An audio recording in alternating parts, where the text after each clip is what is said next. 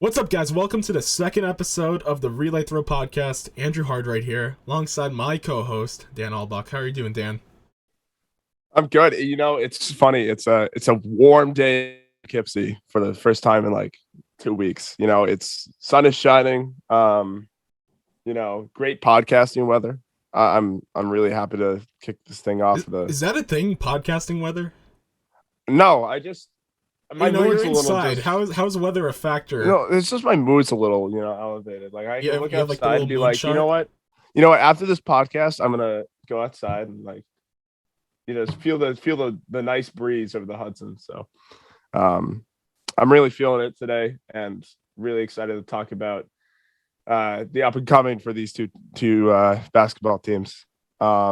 You want to kick us off with these topics? Yeah. So this episode will be a little deviation from our normal style of podcast. We're gonna be talking strictly MAAC tournament hoops, men's and women's. And for this episode, we have two special guests, very special guests. One of them you already know, Christian Very Block, special. center field men's basketball beat writer, Right Way Sports Network. How are you doing, Christian? I'm good, man. I can't complain. Dan's coming up with the new idea that there's podcast weathering, and Okay, we're in the 60s. So I'm gonna reiterate what he's saying. I'm feeling it, man. Feeling it, feeling it. I have my blinds closed, and they're like completely like those You're like the Batcave right now. blackout blinds or whatever. Yeah. So it's like I can't see anything, but I'm sure it's as beautiful as you guys are saying. No, we need you laser focused. So Hey, well, yeah, You can't get any when you're the host of a multi-million-dollar podcast, you just got to do that. Yep. But and our next guest, best for last. best for last. Yeah, sorry, Christian. Center Don't worry. field, women's basketball beat writer, deputy editor-in-chief of Center Field, Jonathan Kinane. How are you doing, Jonathan? Well, I appreciate that introduction, Andrew. I don't know if it shows that I'm blushing right now, but I do appreciate you guys having me on. It's a beautiful day here in Poughkeepsie, See? the Queen City of the Hudson, and I am just absolutely thrilled to talk some basketball today. I woke up, I got out of bed, and I was like, I have this podcast thing to do today. I'm excited for it. So, That's the I'm energy we ready. love. Are you glad we're not talking Syracuse today? oh my God. How I about mean, that? I was thinking about it yesterday. I was like, has any team ever like blown a 20-point lead to the same team twice in a year? Because that's what they did with Miami. But I put it on there up like 10. I was like, they're gonna figure out a way to lose this. And 5 minutes later they did. So it's all right. The season's gonna come to an end soon, and I'm really excited for it. I've never been this excited for any team of mine to end before. But yes, not good. For those of you who don't know, Jonathan is from Syracuse, and he's a big Syracuse basketball fan. And it's been rough here. I'm kind of annoying about it, honestly, but yes. Familiar name on the podcast too. I think we name dropped you like 5 times last time. Something like we were talking about your article, the Rick Smith's one. That's Which right. Oh, congratulations, that was I appreciate that. a wonderful reporting. Basketball guru in the Hudson area. So happy to have you on. Well, now I'm gonna have to go back and listen to the first episode. It's doing well. It's doing well. It's got some from the interactions on the site. It's got some hits. So That's good. we'll boost it. Yeah. As Excited much to be traffic here. as possible. So Yeah. let's get that up. Now we need more clickbait. There you Yeah. go. Before we get into the basketball side of things, I have to say something. The Relay Throw, a baseball named podcast, a baseball pun, and we don't always talk about baseball. So Although we did last week. We did. Hey, can I add in a nugget? Can I a little? go ahead. Absolutely. Yeah, Marist baseball yesterday, 23-1 loss to Abilene Christian. So Yeah. good job. And Well done. by no means is Abilene Christian Notre Dame. No, So they are not. it's interesting. I heard it mentioned to me the other day. I wanted to get into it, but we're gonna cover that in our episode during spring break next week. Which is our usual schedule, but it felt appropriate. We gotta hit the MAAC one out. Christian was here this last podcast, and specifically on the men's side, I mean, things just felt different last week. It was a real exciting energy. It still is, but what a difference a week makes. Yeah, I mean, yeah. 6-game win streak, and where are we now? Same seat or same record as Niagara, right? So, yeah. I mean, like you mentioned last week, we were talking about the Marist men's basketball team as one who could potentially make a run down in Atlantic City. And while I think that's still there, the mood around the program is a bit different. Of course, I think some people might argue, and I know me and Jonathan talked about this. Some people might discuss whether or not being on that side of the bracket's a bit better and more favorable for the men. Going into a tournament like that after losing by 30 plus on the road to end your regular season, not the greatest. So, yeah, it's going to be tough. I think, the Quinnipiac game, 6-11, it should be pretty close, and I assume most games down in Atlantic City will be tight. It could go either way, and then once you get to the next round, it makes things very interesting. So we'll see what happens, but the mood has definitely changed. It's a real interesting side of the bracket because, you have Quinnipiac now, who last game we played against them, we beat by 1 in a thriller. That game was an electric game. Almost really blew it. Almost blew it, but could not sit still during that one. And then if they win, they play Siena, which a team we've beat once, and a team we lost to once. And I'd rather be facing them than say Iona. But that's a good way to look at it. I think the one team, and I've said this to a lot of people, I think the one team we don't want to face down in Atlantic City is St. Peter's.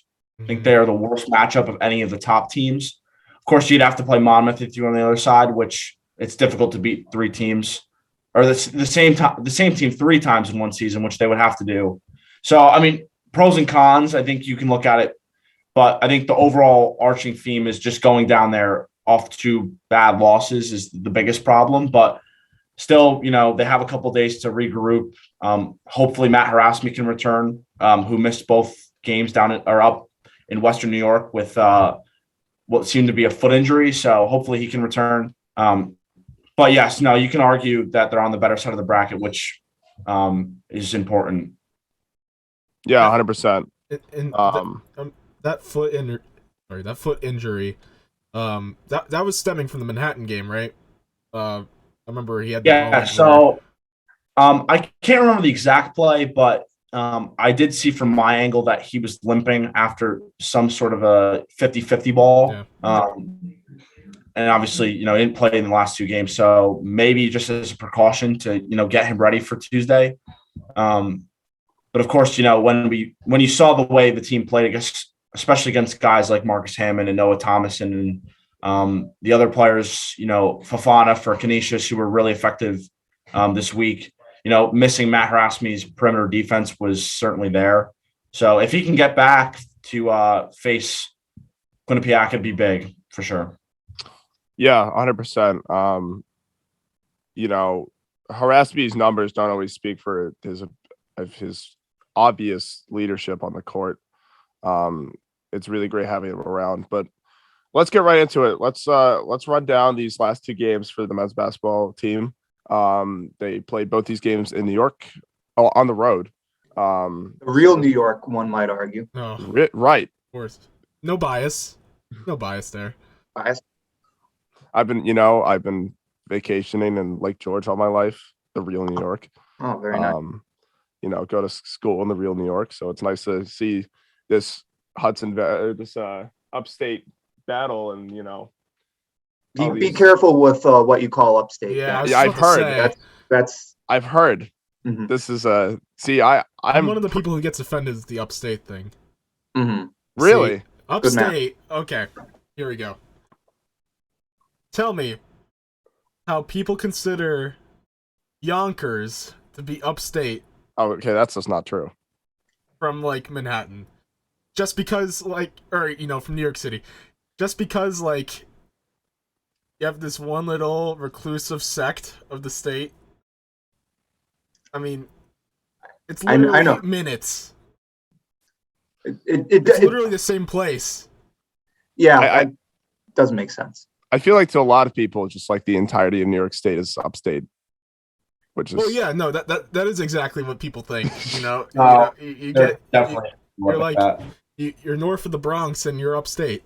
It's I can give you my spiel about how New York is like 5 or 6 different sections, but I got us off topic. So I'm going to help us get back on topic. No. these are pressing matters, especially for the Metro Atlantic Athletic Conference. Yes. Okay. Okay. Well, Pressing starting matters. out, Buffalo is Western New York. Yes. Right. And then also, I don't know if you guys are familiar with like St. Bonaventure and stuff down there. No, yes. I know Christian. You know there. I'm aware. That's Olean. That's like the middle of nowhere. Mhm. So a lot of New York is just the middle of nowhere. Yeah. Then you got Central New York, that's where I'd say I'm from. Northern New York, like the Adirondacks, Lake George, Right. Plattsburgh, also kind of the middle of nowhere. The Hudson Valley, where we are, and New York. So, you can educate your friends next time. That's important. My entire family is from Long Island, but I am New Hampshire. I am New England born. So this whole regional thing is a little new to me. So but, wait, yeah, that's the other thing. Long Island, they're kind of like in people talk about upstate and everything. You're not part of the city. What do you consider yourself to be? Are you downstate? But you're not down. You're east. Be careful not to slander here. I'm not slandering. I have to mute myself. Don't get me started on Long Island. Oh no. You know what? Let's just transition into this Canisius game. So Western New York. They lost this one 78-67. I think we all got a Slack notification from Leander who said, of course, our first loss is against Canisius. And I was like, they're losing? And I checked, and I think they were only down 9 at this point, with like 5 minutes left in the fourth. But Christian, you want to give us a rundown of how this game went? Yeah. So the important thing that was in the start of that game was, of course, the absence of harassment, which meant Javon Cooley got his first start of the season. And, they didn't play particularly well to start. They were actually up at one point beginning. But then Canisius just went on a run. We're up by, I believe, 9 at halftime. And then, per usual, when you're looking for a run to begin the second half, sometimes it comes, sometimes it doesn't. And, it didn't seem to come that night. And, of course, they lost by double digits. Jawatuka had his numbers again. But besides that, it really was, a tough night for most guys. Sele had 13. But it just was a difficult game. And, of course, Canisius, who had just gotten their first win on the road, I think they're 1-15 now, are above 500 at home. So they are a tough team to play at home. So I know they've played a lot of good teams close this year. I know Iona played Iona pretty good there. Yeah. But, just one of those games, I guess, where it just didn't hit on all fronts. And, especially when you don't have the crowd to back you up, it's a tough one. So, yeah, that was definitely not a great result considering the win streak.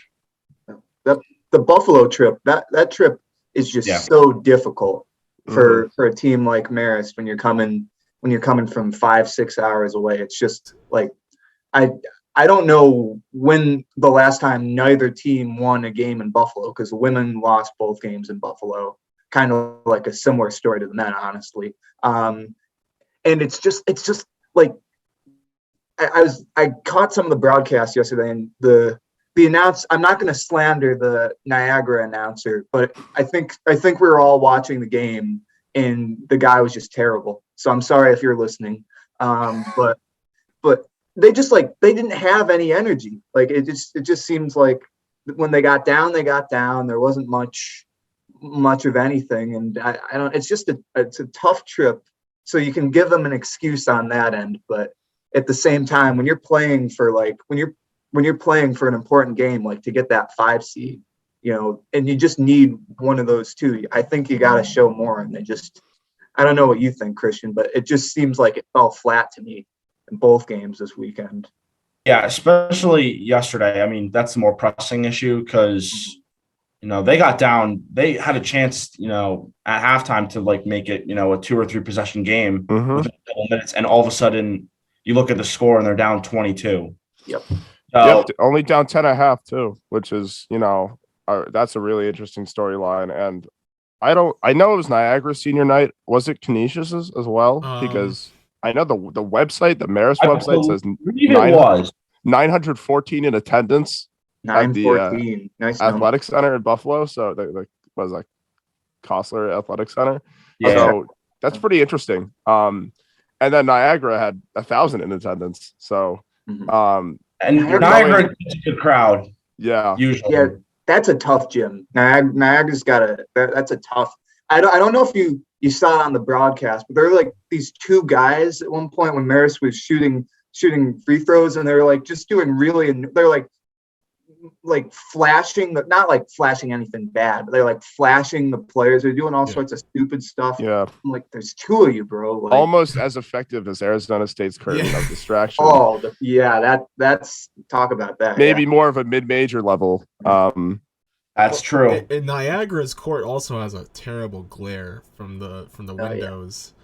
And yes, I'm sure that. I mean, I'm not saying that's the reason why they lost. Of course, I'm just saying there's a lot of confounding factors.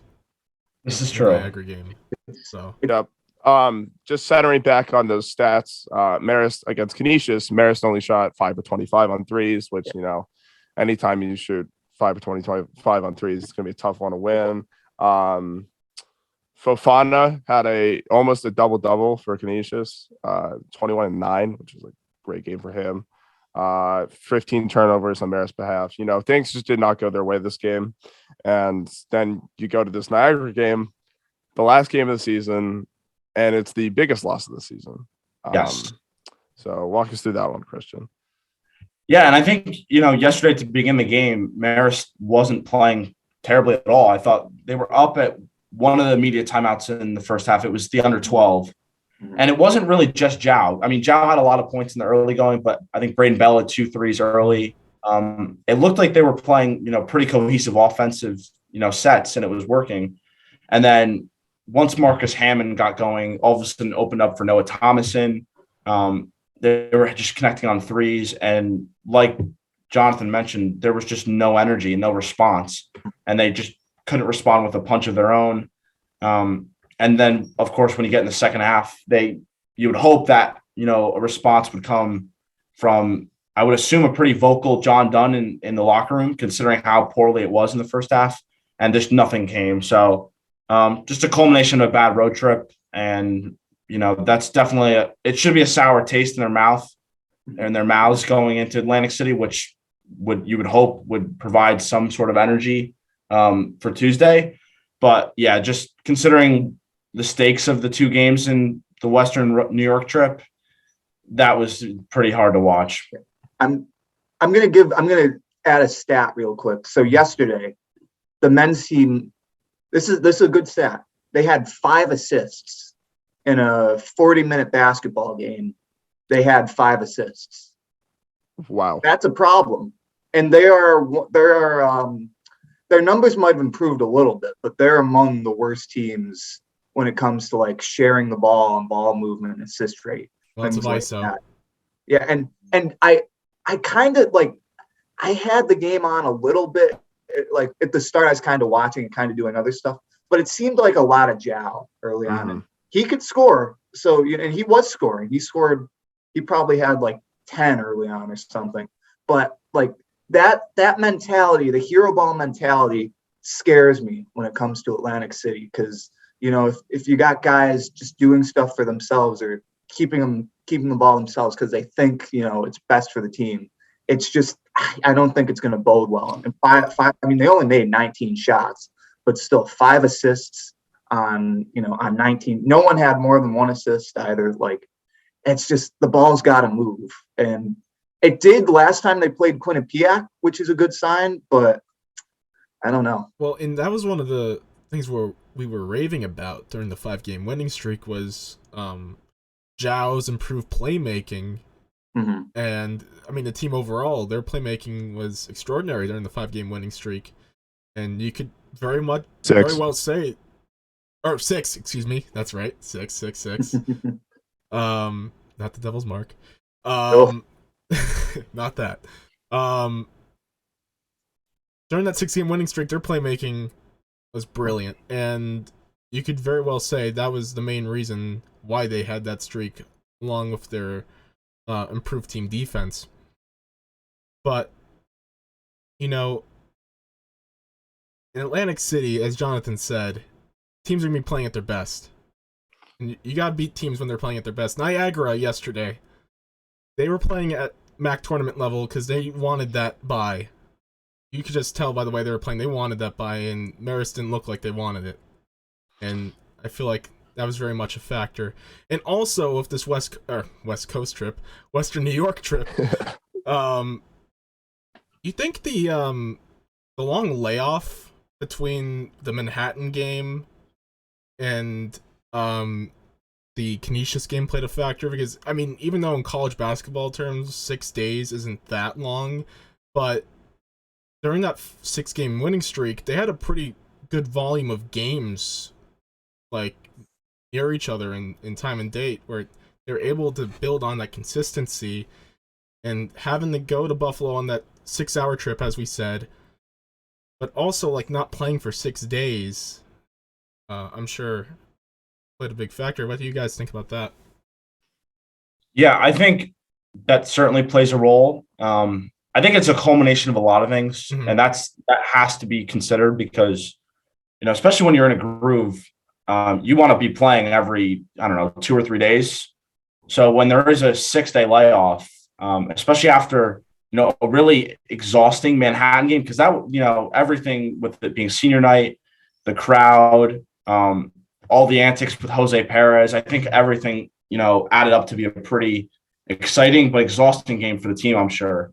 And of course, you hear about the Matt Harassme injury, and all of a sudden you're thinking it also has an injury effect. But yeah, I think that the culmination of the lack of ball movement, they're averaging 9.2 assists per game, which of course is last in the MAAC. The next lowest tally is 10 per game at Siena. And sure, I think, it does need to be mentioned that the team's personnel, leads to having 2 really good guards who work off the dribble by themselves in Raheem Sullivan and Zhao. So I think, but also like Dan mentioned, they were 5 for 25 from 3 in the Canisius game. So a combination of them not moving the ball well, but also not hitting shots. And all of a sudden you lead to 2 losses on the road. So yeah, I think, but I'm glad you mentioned that, Andrew, because I think, the layoff is important to mention. And, they'll be playing after Saturday. So you have Sunday, Monday, 2 days of layoff, and hopefully, they'll respond Tuesday. That's one reason why I think having a first-round game is actually kind of important for this team. Because I feel like that groove is very important. If they get that first-round bye, they aren't playing till, was it Thursday or Friday? That is a good point to mention, yeah.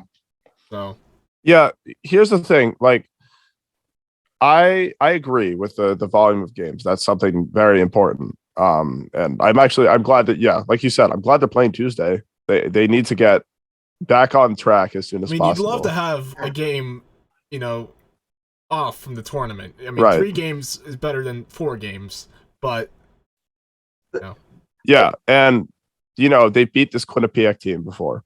And you could look at these 2 road losses and be like, man, if they won these 2 games, they would be in a great spot. But there's a lot of would have, could have, and should have. Yeah.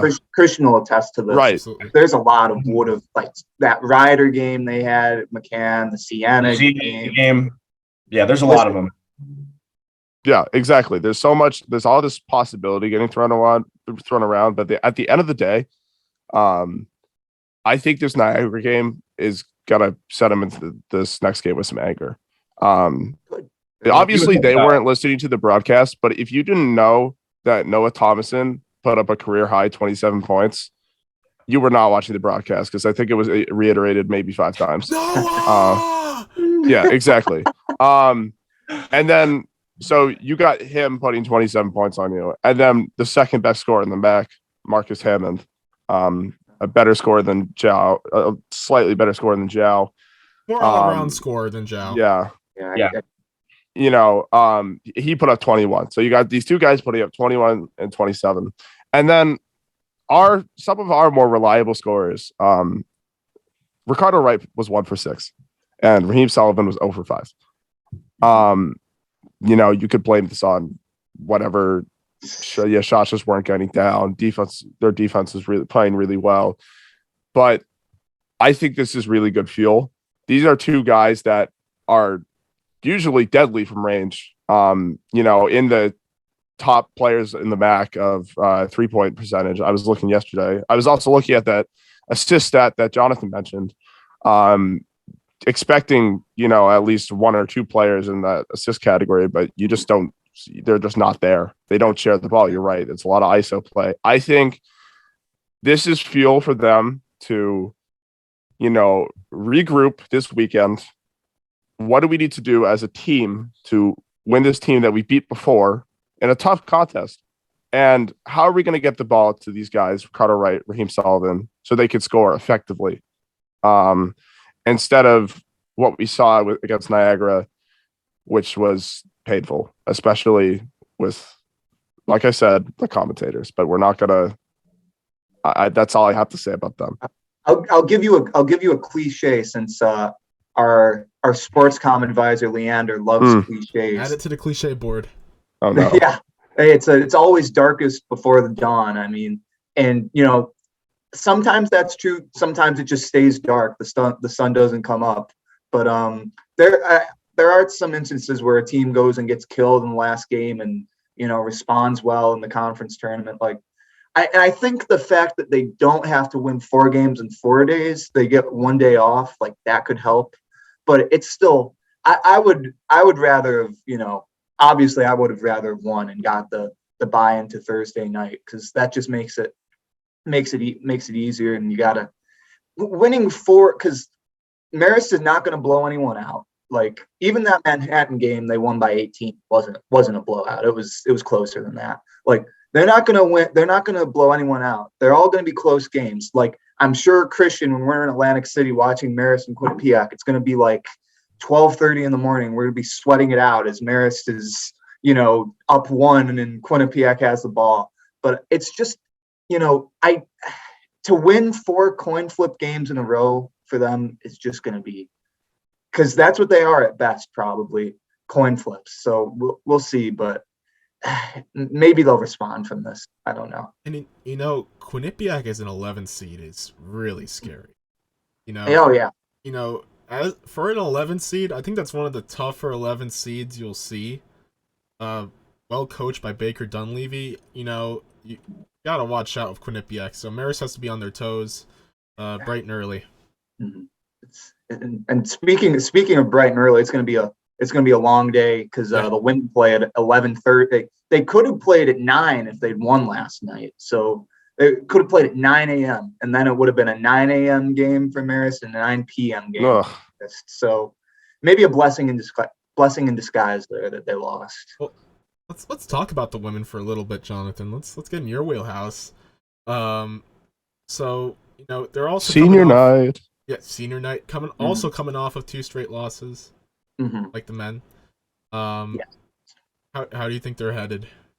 Well, it's just this season has been everything that last season wasn't. Last season we all remember the stoppages, the COVID, it was all crazy. And Marist, they got stopped a couple times, but they never had a positive test or anything. And this season they did have to shut down for a little while earlier in the season, And since then, it's just been about the injury bug. I mean, this team is a shell of what it could be, and like we've had to adjust our expectations, 8 and we're way more used to 20-8 than 8-20. It's like, it's just, you have to be patient. And I give Giorgis a lot of credit because, there have been times where in the past he would have, flown off, well, maybe not flown off the handle, but he would have been really mad after a loss where they, give it away in the last couple minutes. And he's just had to be patient with this team. There's the big news of him retiring at the end of next year, which I'm sure we'll get to in a little while, but it's just been a really difficult season. There's been nothing going on offense. Like, they have to win games scoring 50 points, which even if you they have an upper half defense in the MAAC, but when your offense is just not doing anything, it's tough, and it puts more pressure on the defense. They kind of laid an egg at Monmouth on Wednesday. That was a game they could have won. If they played any better, they could have won because they were in it late, not playing very well. And then Manhattan was a great game last night. They got down 18 late in the second quarter. They came back. They marched back. They took the lead in the third quarter. Then Manhattan got a lead again, but an insane shot from Kendall Crick. I mean, yeah. I mean, if there's any positivity to come out of this game, it's Kendall Crick. I mean, you could talk about it. Yeah, she did something I've never seen her do before, and she put the team on her back. She looked to score. Usually Kendall doesn't really, she's more of a dirty work type player. She'll make the extra pass. She'll box out and get a rebound. Like, she does a lot of stuff that doesn't show up in the stat sheet, but yesterday it did. She made 5 threes. Made a lot of other plays that don't show up, and it's just really nice to see her. Obviously, she wanted to win, so she doesn't really care about individual stats. But it's been nice to see her go from a role player to a sixth player to a starter, and now to someone who's scoring around 20 points a night. She's done that a few times late in the season, so maybe if they can get Trenasia Kennedy and Annabelle Ellison going, hopefully they do something. But St. Peter's will be an interesting matchup in the first game. And not only did she hit 5 threes, 5 for 11 on the night, 3 of those were huge, especially late. The first one sent it back into shooting distance. The second one took the lead, and the third one sent it to overtime. I mean, wow. That is seeing that leadership and just the ability to, just unfazed, great shooting. I'm really glad I caught those. I was able to catch some of those threes, turn on the game a little late last night. But that is something that you love to see before this matchup against St. Peter's. Just to go over the game a little more, some other summary of the game. Dee Davis, 22 points for Manhattan, which is a great basketball name. I was like, that is awesome. He's a fun to watch. And I didn't realize how many rebounds this are in women's basketball, but two other players got double doubles. Brutal second quarter. The guy outscored 23-8. They went cold for I think almost 8 minutes in the second quarter. It was and that's something they've been prone to this season too. It's just maybe they have a decent first quarter offensively, decent first half, but then there's always one stretch where they go cold for an extended period of time, and sometimes it hurts them, sometimes they get away with it, but that hurt them yesterday, going scoreless for that amount of time. You can't do that and expect to win. Yeah, 100%. And then this is obviously a heartbreaker in overtime. They did not perform. But I think that's what I titled. I think that's what I titled the gamer. Something to do with heartbreak. I might have just read your gamer like 15 minutes ago, so maybe subconsciously just said the title. Nice. Great gamer, by the way. Oh, check it out. It was all right. But yeah, obviously there's some positive takeaways coming into this game against St. Peter's, and then they would have to play Quinnipiac if they won. Yes. Sorry, Dan. No, go ahead. So when I first saw that they were facing St. Peter's, I couldn't help to think about their last matchup, which I was there sitting next to Jonathan. Yes. For St. Peter's Marist at McCann. Marist forced 29 St. Peter's turnovers that game. And they won that game by 10, 51-41 at McCann. Yeah. I'm gotta think St. Peter's is gonna play better offensively this game. And so as Giorgis and the Marist players, how are you gonna respond to that? Because you probably aren't gonna replicate 29 turnovers. And they had trouble scoring off those turnovers that game. Yeah. Think about it. They scored 51 total points while forcing 29 turnovers. Yes. Insane differential. But you just got to think, what's going to be their spark? I can't. Right now, I don't see a spark. I mean, it's just all, and I'm really oversimplifying the game of basketball here, but it's just all contingent on making shots. Yeah. Like it's a confidence thing, you know. It's like, and yesterday they shot 37. They made 12 of 37 from beyond the arc, and just blowing away.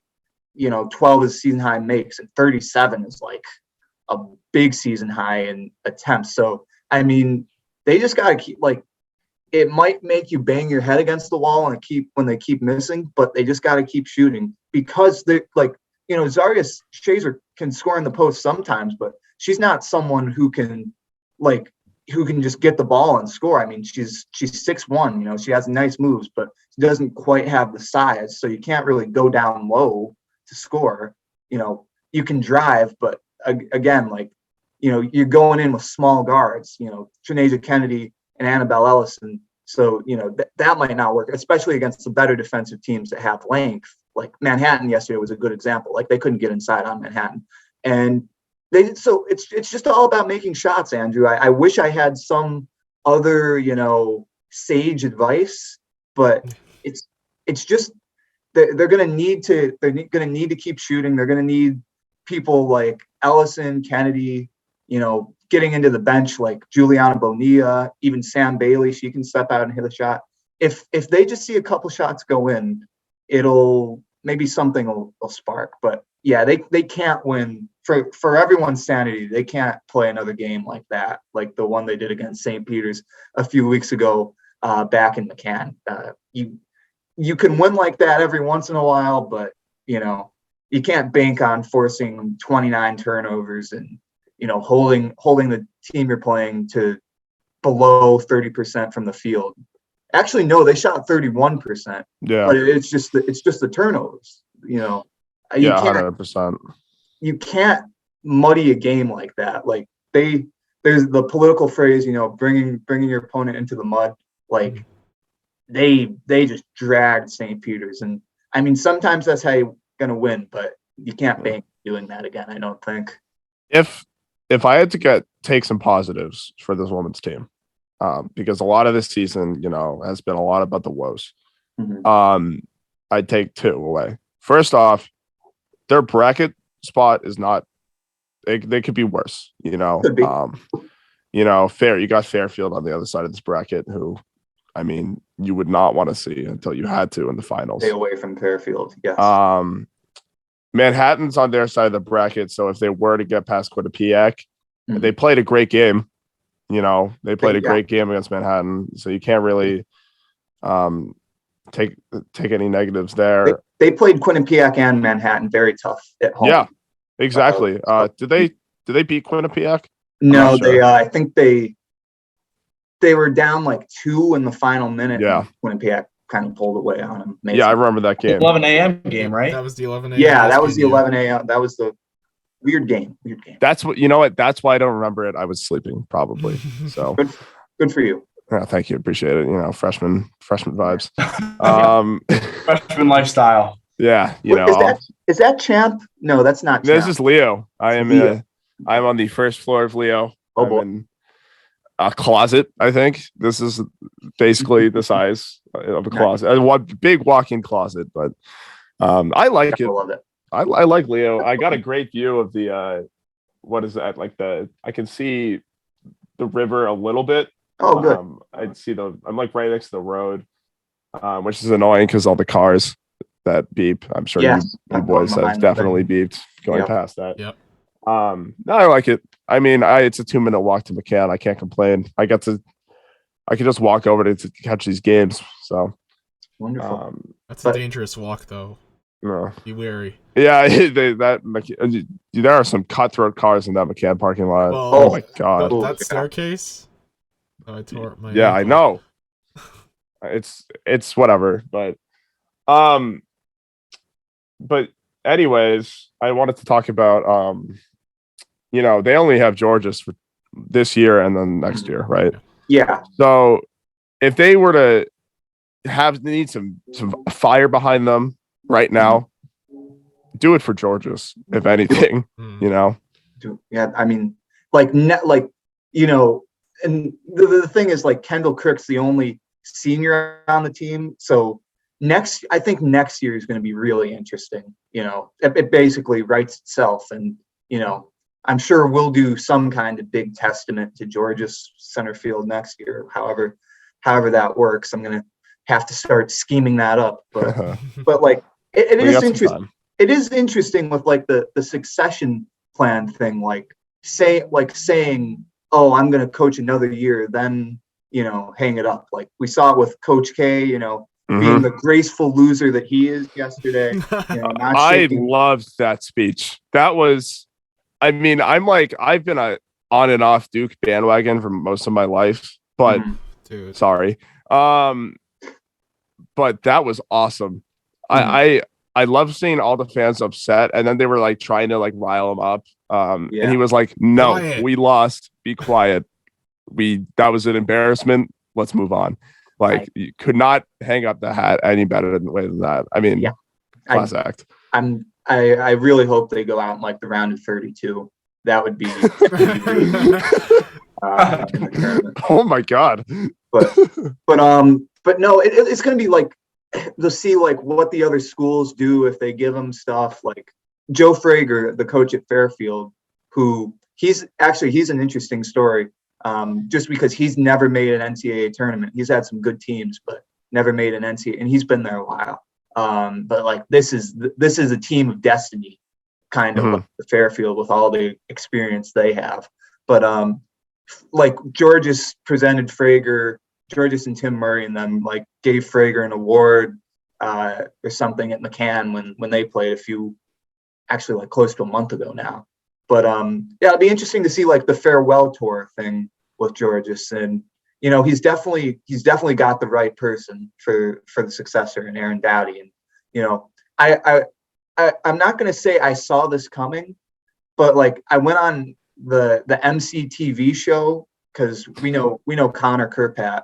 He's the man. He's the man. And they had me on to talk about this a few weeks ago, and I said, they asked me what's going to happen first. Does Dunn get fired or does Giorgis retire? And I thought about it, and I was like, Giorgis his contract's up soon. Like I wouldn't be surprised if he hung it up even after this season or after next season. I think I said that, and what was that? Lo and behold, you were right. Yeah, I mean, you said you weren't a sage. It was good. Usually my speculation is bad, but it was good speculation. Not a sage, merely a guru. So, but a big thing for him was getting Dowdy into that, like, and it really shouldn't have taken that much convincing and lobbying on Giorgis's end, because he really lobbied for her to get the job.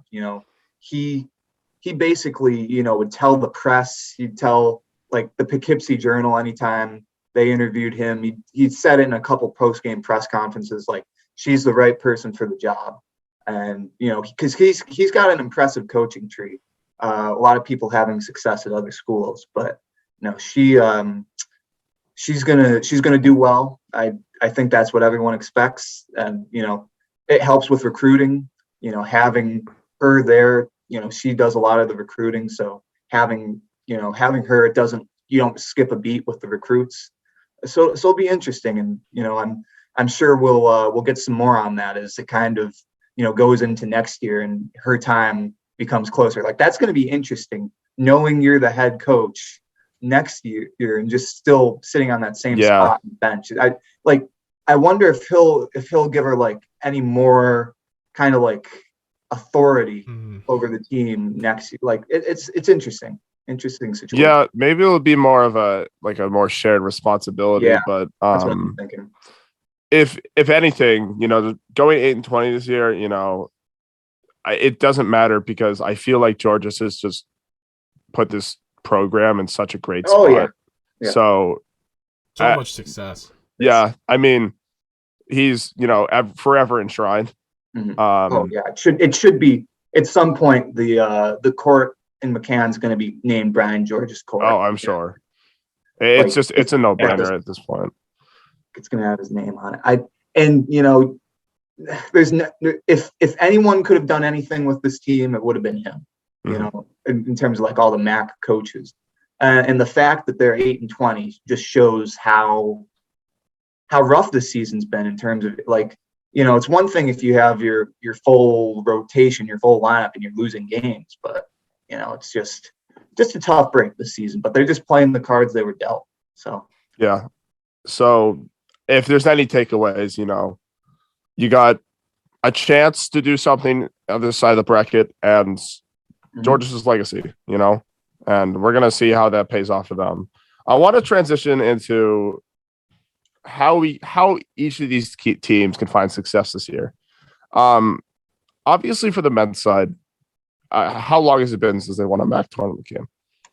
5 years. I'm not going to get the exact number, but it's been a couple. They haven't won since me and Jonathan been here. I can tell you that. Yes. If any men's team is going to win, I don't want to, be the kiss of death. If any team could get a win, I think they really could change their narrative of losing these final two games, and it'd be another good thing for this men's program, which has been very exciting this year. Christian, what do they have to do? Yeah, I'm glad you asked. I was looking at it before. We talk about a lot of the guard play with not just Marist, but also just the rest of the league.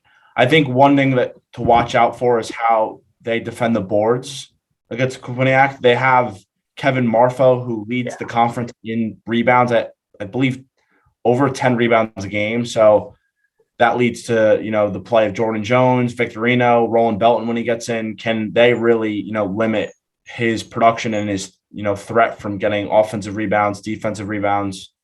And of course, the turnovers. That's going to be the biggest thing, because when they played at Quinnipiac, I think it was in early January, we gave up 80. I think it was 94 points. 94 to 87.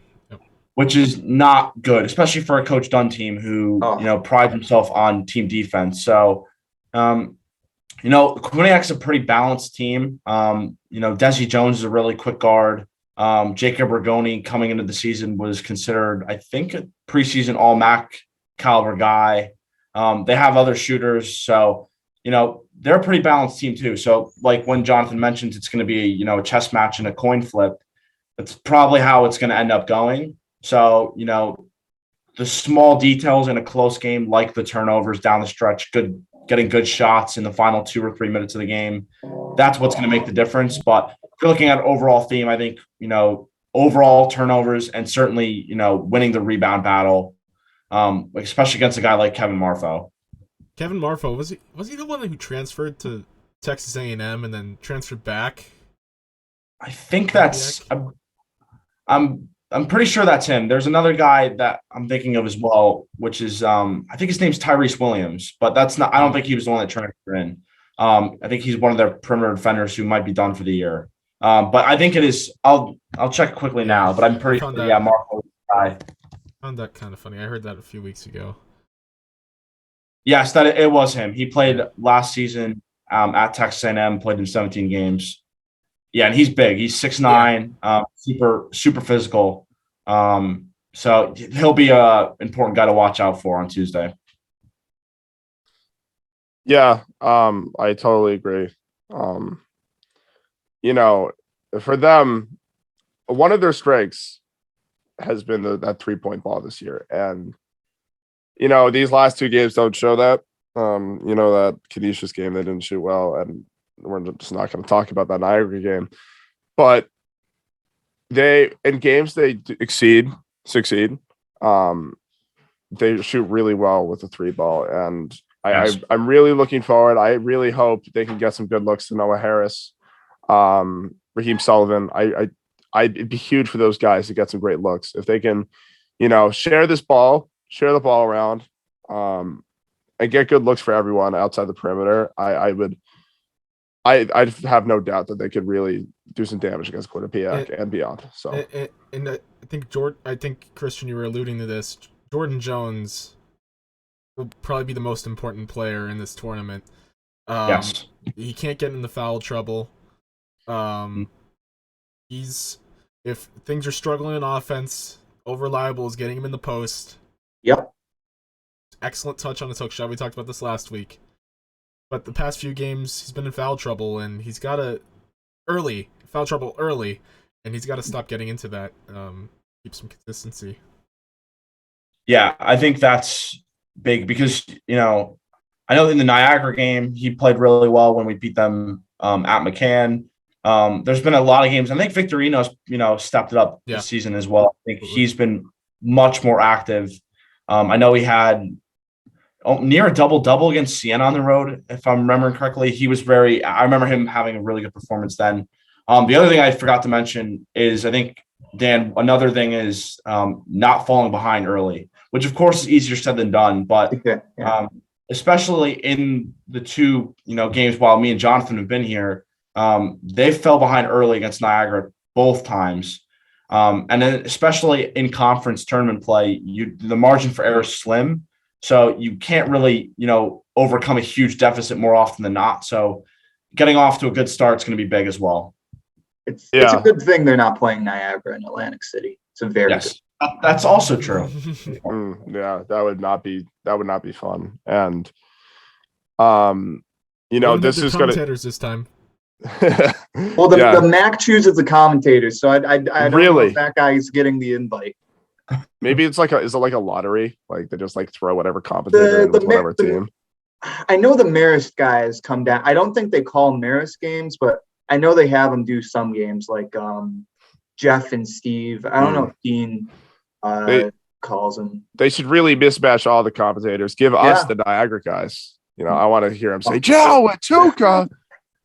Oh man, I was watching. I forget what game it was. It was on ESPN, like ESPN, and the audio quality was that bad. Like the guy was way too close to the microphone. I was like, dude, you sound like the Niagara. I was like, no one was around, so I couldn't rant to anyone. But I was like to myself, man, this guy sounds like the Niagara guy. But and you, another thing you said yesterday in the Slack, you said it sounded like he goes commentating radio, which it was perfect.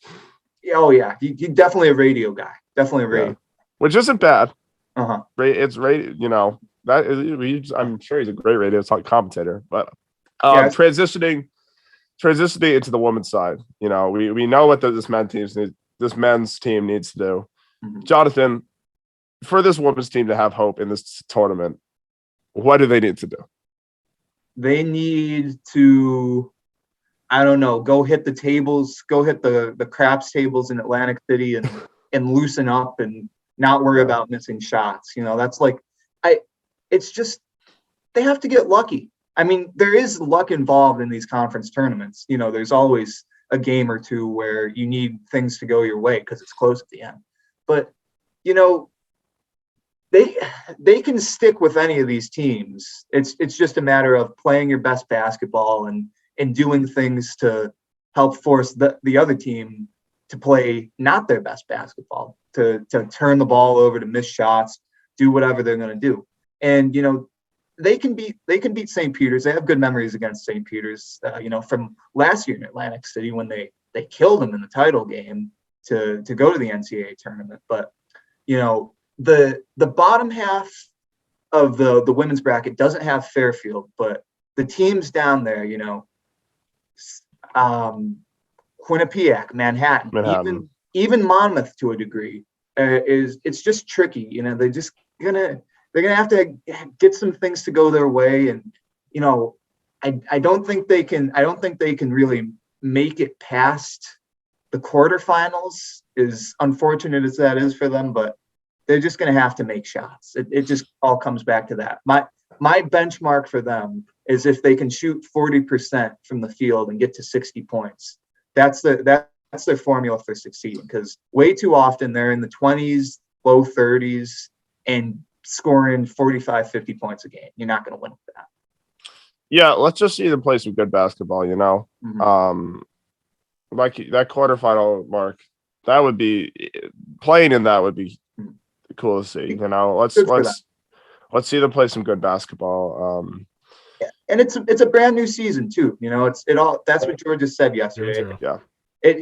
All the scar tissue, all the memories of missing shots from the regular season, that can be taken off the table. So just see them. Just hopefully they see the ball go in a couple times in that first game and it's something off. If anything, they're going to shoot better than their stats indicate right now. That's at least what I hope, and it seems like it's going to go that way. But yeah, boys, I think we just covered a great look into what these two teams can do in the MAAC. Atlantic City for you boys. I mean, have some fun. Be dangerous. When do you guys head down? So I'm gonna head down on Monday night because the women play so early. Yeah, I'm Tuesday afternoon. Gotcha. Nice. Yep. Yeah. Do they all play from Poughkeepsie? Do they all play in the same court? Yeah. Gotcha. And I'll tell you what, Tuesday's gonna be extremely interesting because they're squeezing 6 games into they're doing the 3 first round for the women and 3 first round for the men. So the Marist women won't really be affected, but the men's game is going to start late and end later. I'll tell you that. Like we're probably looking at 9:30 or 10 o'clock. I have an 8 a.m. on Wednesday. You're going to stay up. Of course. Hey, this is my responsibility, boys. And I'm sure Andrew will be watching the game. I'll be watching. Laser focused. Wednesday, I can sleep in a little. Yeah. There you go. Talking about it in the center field meeting that morning. Hopefully talking about 2 victories. 2 victories. We were speculating last week. Actually, Christian, I'm not sure. Are you still 20? I'm 21. You are 21. Okay. Wow. Okay, so Have big. fun. This is big. So Jonathan just turned 21 a few weeks ago. Happy birthday. It's been a blur. The last few weeks have been a blur. Not gonna lie, not that kind of blur. I remember everything. Oh yeah. Just a blur of responsibility. A new fresh set. Yes, modesty. Not doing things in excess. 100%. That's stuff I definitely do. Point is, both of you are going to be very responsible in Atlantic City, and center field depends on that. They need you're our representatives. Don't lose too much money. Have some fun, and we're going to be looking forward to some great reporting from you guys. Make sure to check out their gamer articles on center field. They'll be posted shortly after the games. Should we do picks for the tournament? Hey. Let's do some picks. All right. Jonathan, who you got? All right. The men's side, I hate myself, but give me Mr. Patino. Give me Rick the Rat. Give me Iona. Come on. I don't know. I think they got I think their path is pretty simple. Who's in that 4-5 game? It's Monmouth, Niagara. Monmouth and Niagara. That could be that semifinal could be interesting, but I think that's honestly going to be a good game on with Niagara.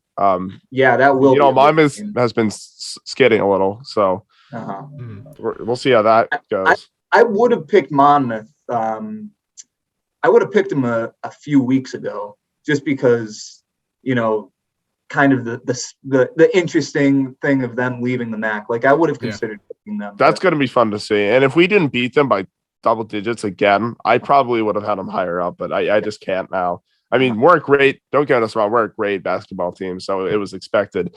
But if I had to pick someone from the men's side, I mean, Iona looks like the one, but I'm calling a St. Peter's upset. I think not really upset. They're a great team. They match up terribly against us. Like we would play terribly against them. I would love to see Iona get upset. Former Celtics legend Rick Pitino and Knicks and Celtics. We both. I got some bad blood with him. You got some bad blood with him. He used to be an assistant coach at Syracuse back in the day. So. Yeah, I mean he's been everywhere. It's honestly really cool to see it's weird to see a former NBA coach here. Yeah. So it is. It's a big fish in a very small pond. But we need to hear from the men's basketball beat writer. Yeah, the guru himself. Should I go first before the guru goes? I want best. Well, not Andrew. Your take. Well, you're not as much of a special guest as Chris. You're not a guest at all. You host them. That's why we gotta save him for last. All right, let's hear it. The best opinion goes last. Andrew. Iona's a very difficult. They beat Alabama earlier in the year. Mm-hmm. You can't take that for granted. And we almost beat them, so we're better than now. We want Bama. We want Bama. We play great against Bama. I know. So that's tough. And before I make my pick, actually, do you think the MAAC secretly wants Monmouth to lose right away? Yes. Like the conference? That's the thing. Here's what I'm saying. They're gonna give Niagara their commentators. And that's going to be the kiss of death. Well, the thing, I don't know if you guys have seen this, but there's controversy about other teams leaving other conferences that won't let them play in the conference championships, which is wrong, and they should let them play. But I think the MAAC is definitely. I don't think they want Monmouth carrying their banner, when they're just going to leave for the CAA the next season. 100%. But anyways, my pick. A little bit of a dark horse, still a high seed, Siena. I think Siena is a solid squad. I think if Marist wins against Quinnipiac, I think that might be where their road comes to an end. Wow. It'll be tough to beat Siena again. They have the scores. They can do it. And they don't have Iona in their bracket either until the championship game. If Iona gets there. That is an interesting take. I think Siena is a big dark horse in this tournament. Okay. All right, we've got the 1 seed, the 2 seed, and the 3 seed picked. Christian. Now we need a 6 seed, baby. Who you got?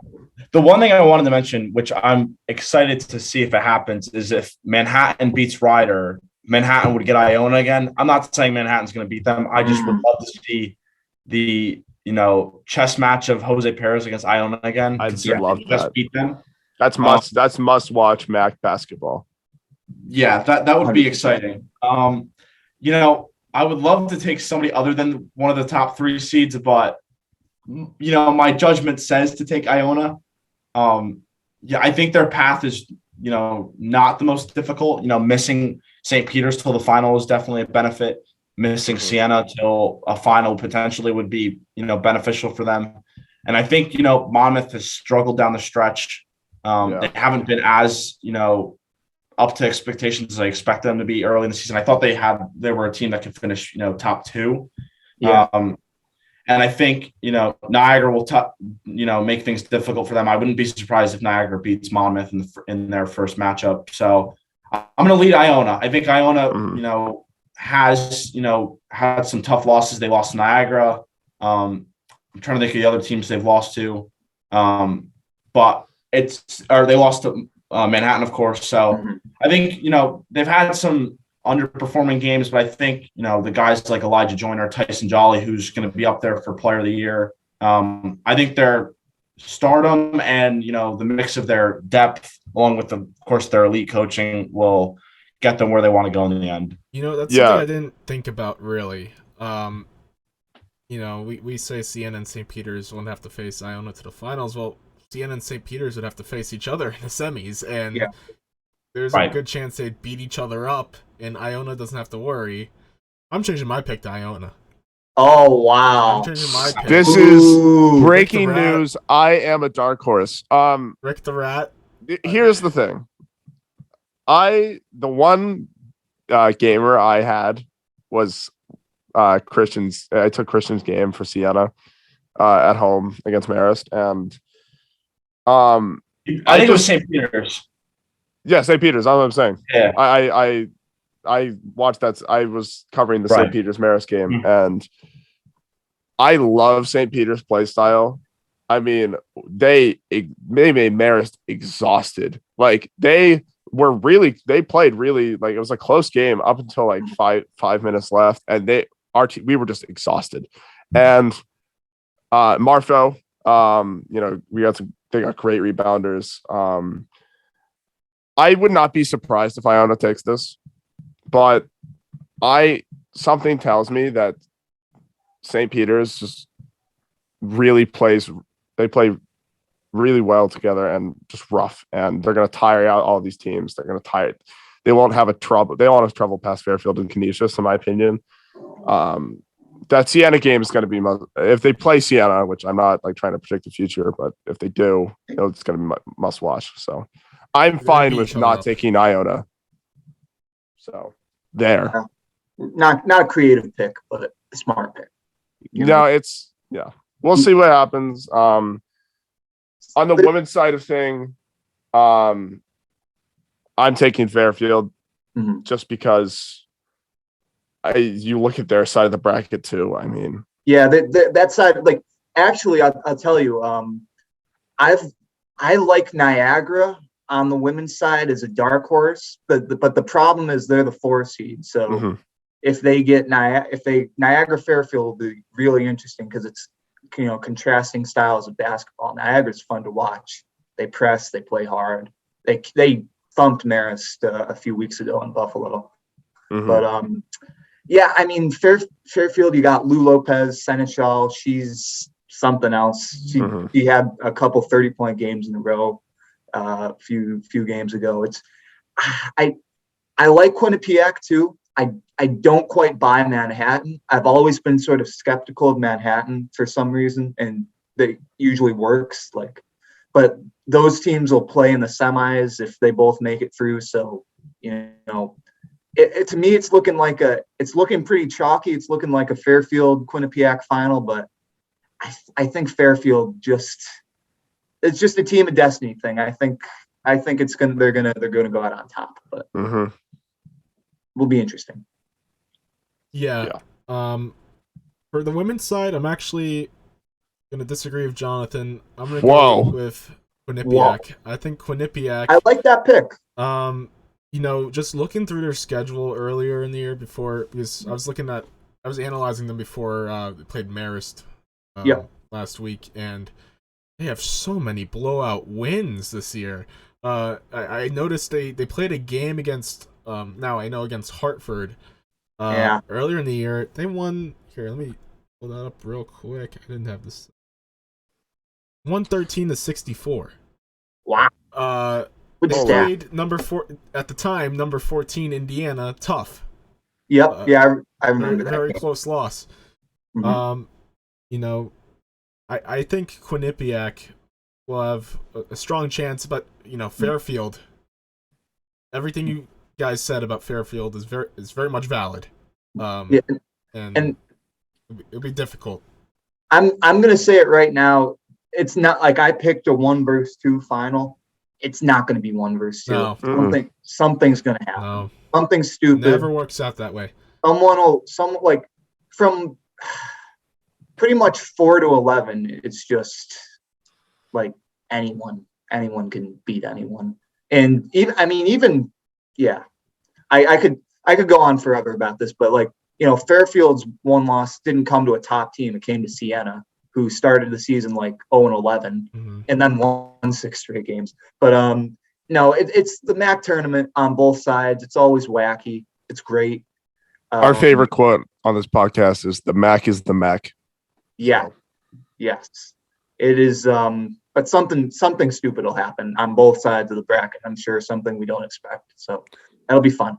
Christian, you got to pick for this woman's side of things. Yeah, I'm glad Jonathan brought up the Siena loss because that was in late January. Yeah. So they haven't lost. It looks like they haven't lost since. Yeah. So very it's hard to pick anybody else. Mm-hmm. I'm going to go with Fairfield as well. Andrew is the dark horse. Hey, nice. I like that pick, Andrew. If I will make a caveat, and if Niagara beats Fairfield, I got Niagara winning because why not? Wow. Why not? Right? Why not? Whoever like gets a cop out kind of. Whoever gets their picks right, which I'm sure none of us will, because Monmouth will win both sides and then leave. They will be enshrined on this podcast forever. So we'll have a whole spotlight dedicated to the greatness of the person who got that right. Be a whole segment at the end of the next pod. Awesome, gentlemen. It's been a pleasure having you both. Hey, Christian is now a 2-time, and I'm sure will not be just a 2-time member. Jonathan, I mean, the know-it-all of the New York State basketball. Yeah. I mean, and the regional aspects. So we're very lucky to have you on. Thank you so much. Before we cut this pod, I need Jonathan's take on this. We're talking about the regions in New York. Okay. There was a proposal a few years ago to split New York and have New York, which is just New York City and Long Island, I think, and then have everything north of that as New Amsterdam. New Amsterdam, yes. Yeah, the New Amsterdam plan. Are you in support of that? Hey, I wouldn't be against it. I don't know. It's 2 different states. Everything's different. Cost of living, politics, blah blah blah. It's all different. But, it's crazy. I'm not going to be a secessionist. I do not believe in secession. That happened one time, and a lot of people went to war because of that. So, oops. We're just gonna. I am pro New York, I guess. Unfortunately. I feel very, very at home. See, I'm from New Hampshire, and I feel very at home in the Hudson Valley. It's very similar. So this is turning into a New York tourism propaganda podcast. Yeah. And then I'm just here. So, but I'm from Jersey, so you're not alone. Boo, boo. We don't talk about. Christian's going home. He's having a homecoming. That's true. Yeah, I can't slander Jersey. My girlfriend's from New Jersey, so not allowed. Yeah, watch what you say. It's a great state. I love it. The Garden. I'm dreading that. Like, I'm heading down late Monday night, so I hope the traffic isn't bad. But the Garden State. Garden State Parkway is one of the worst highways in America. Yeah, I drove on it once, and I was like white knuckle driving the whole time. It was just like, yes, that's exactly what it is. Yeah. But anyways, Jonathan, we'd love to have you back. You think I'm coming back? Gosh, you're darn right I am. Yes. Well, forcing his way on. Wow, that was close. This is like that was a heart-wrenching moment there. It's extreme use of power. Yeah, I mean, if you want on, like, we can't say anything. We're gonna make an episode around you, like, so. Make a damn profile article. Episode. I enjoy talking. I don't like hearing the sound of my own voice, but I still like to talk. So anytime you need someone on, I am just a slack away. Jonathan, I'm the same way, and I think I'm gonna be editing this podcast, so I have to hear my voice for. That's awful. I'm so glad you're doing the editing. This one's pretty easy. This Yeah. podcast is pretty No, easy. we don't really have to do We much don't have any editing. segments. You know, I don't know if you guys saw my This rig episode? fell over during Yeah, the desks in this damn dorm are awful. I Like I have it wedged that. between a book and so Sounds fun. I'll do what you yeah. gotta do. Christian, please come back. Please. Anytime you want. I got nothing else, so I'm right with you. We'll Yeah. talk some Liverpool. Obviously, our millions of viewers will love to have you back. Thank you guys for got a big win on Saturday, baby. That's Yeah. true. Ivan Exactly. Tony. Shout out. Shout out. He's listening to this. Boys, thank you for your basketball knowledge. Thank you, guys. Have fun in Atlantic City. We'll do our best. As responsible fun as possible. Please survive the Garden State. Yes. All right. As long as we're not done, as long as Marist basketball is not done on Tuesday night on both sides, I will consider this trip at least a little bit of a success. Right on. That's you love to hear it. Mm-hmm. All right, boys, take it easy. Have fun. Thanks, Appreciate guys. it.